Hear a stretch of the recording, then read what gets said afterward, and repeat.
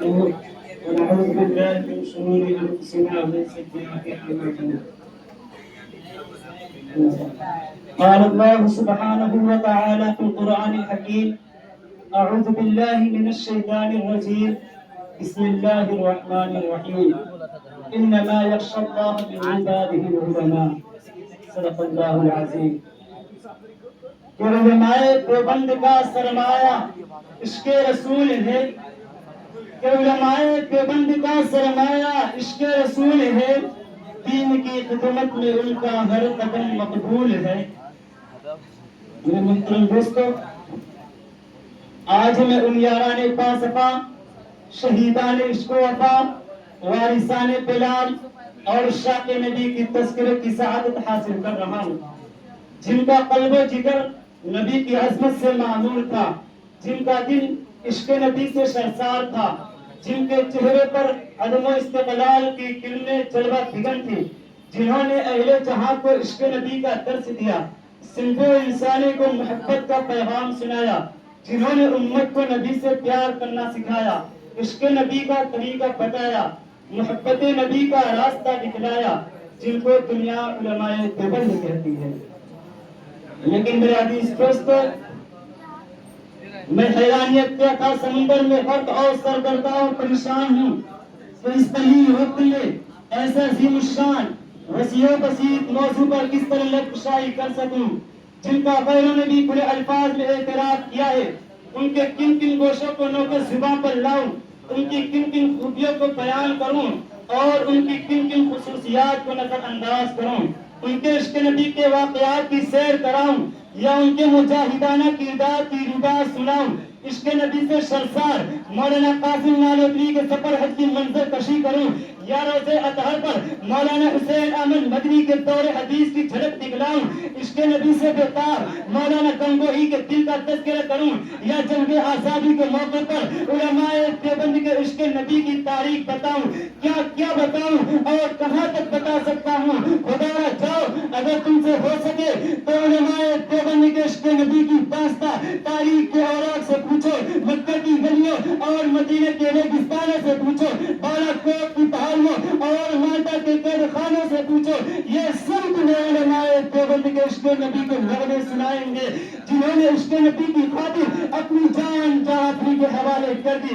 حق تو یہ ہے کہ اگر سرزمین دیوبند پر علماء دیوبند کی شکل میں احسان خدا نہ ہوتا تو عشق نبی کا طریقہ معلوم نہ ہوتا، محبت نبی کا وجود نہ ہوتا، اگر علماء دیوبند نہ ہوتے تو ہمیں نبی سے پیار کرنا نہ آتا، نبی کو اپنے سینوں میں بسانا نہ آتا، نبی سے چمٹنا نہ آتا۔ حضرت مولانا قاسم نانوتوی کے ہستی سے کون نہ واقف ہے؟ انہیں کون نہیں جانتا؟ جو علماء دیوبند کے سب سے بڑے لیڈر، سب سے بڑے قائد اور سب سے بڑے رہنما ہے۔ جب بیت اللہ حج کرنے جاتے ہیں تو مدینہ سے 7 میل پہلے اپنا جوتا اتار لیتے ہیں۔ کسی نے کہا حضرت یہ پتھریلی زمین ہے، پیروں میں زخم ہو جائے گا، پیروں کو تکلیف ہوگی۔ فرمایا پتھر اور زخم کی کوئی بات نہیں، میں جوتا اس لیے اتارتا ہوں کہ شاید آج سے 1400 سال پہلے کہیں رسول اللہ کے نبوت والے قدم آئے ہو، نانوتوی کا گستاخ جوتا کہیں رسول اللہ کے نبوت والے قدم پر نہ آ جائے۔ اللہ اکبر، کیا عشق رسول تھا۔ مسلمانوں ذرا سوچو تو صحیح، آپ یہ کون سی محبت تھی حضور کی جس نے مولانا قاسم نانوتوی کو تم نبی کا دیوانہ بنا دیا تھا؟ وہ قاسم نانوتوی حضور صلی اللہ علیہ وسلم کی شان میں مدینہ منورہ میں عجیب اشعار کہتا ہے۔ حضور صلی اللہ علیہ وسلم کے روزے کے باہر کھڑے ہیں، کسی نے پوچھا آپ اندر کیوں نہیں جاتے؟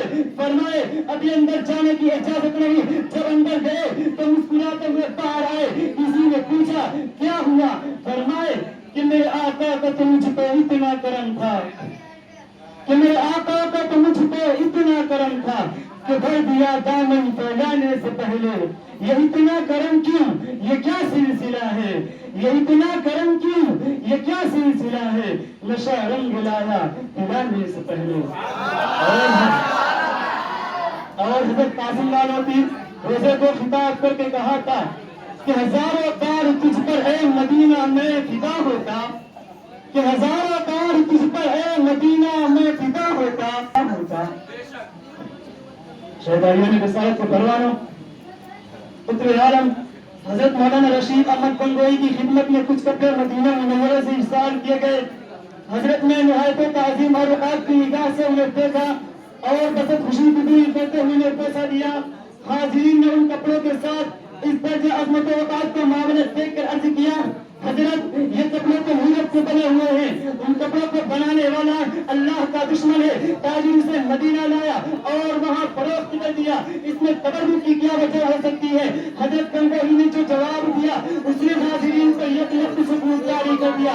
हजरत ने फरमाया, मुझे मालूम है कि ये कपड़े हीरत के बने हुए हैं, उन कपड़ों को बनाने वाला अल्लाह का दुश्मन है, कुरान का दुश्मन है, दीन का दुश्मन है, इस्लाम का दुश्मन है, पैगंबर का दुश्मन है। मगर ये कपड़े काबिल एहतराम इसलिए है कि उन कपड़ों को मदीने की हवा लग चुकी है। अल्लाह अकबर, या इश्क़ रसूल, ये है इश्क़ नबी और इश्क़ रसूल ये है नबी की मोहब्बत और उससे प्यार, ये है उलमाए देवबंद और इश्क़ रसूल। इश्क़ रसूल का सबक उलमाए देवबंद की जमात ने दुनिया को दिया।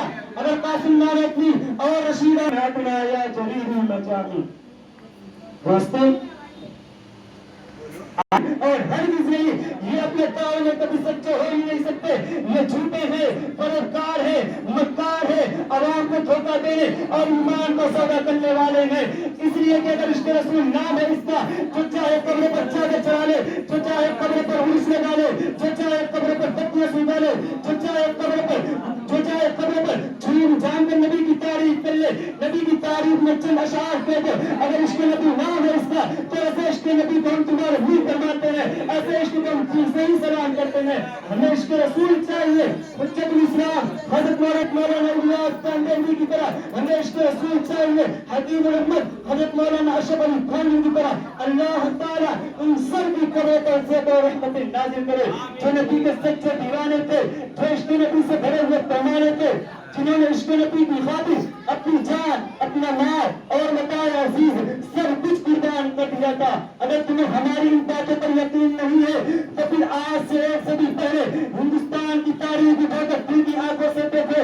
देवबंदी की सरजमी पर एक शख्स है जिसको शेख हिंद हजरत मौलाना सैयद हुसैन अहमद नदवी के नाम से याद किया जाता है। वो मौलाना सैयद हुसैन अहमद नदवी जिन्होंने रोज़े अक़र पर बैठकर 18 साल तक हदीस का दर्स दिए और 65,000 शागिर्द पैदा किए। जब मौलाना को मारने के लिए नजरबंद किया जाने लगा तो मौलाना नबी ने हुजूर को रोज़े को खिताब करके कहा था कि चमकता रहे फिर रोज़े का मंजर, कि चमकता रहे फिर रोज़े का मंजर, सलामत रहे फिर रोज़े की जानी। हमें भी अता हो वो शौक़ अबू ज़र, हमें भी अता हो वो शौक़ अबू ज़र, हमें भी अता हो वो जज़्बे गुलामी।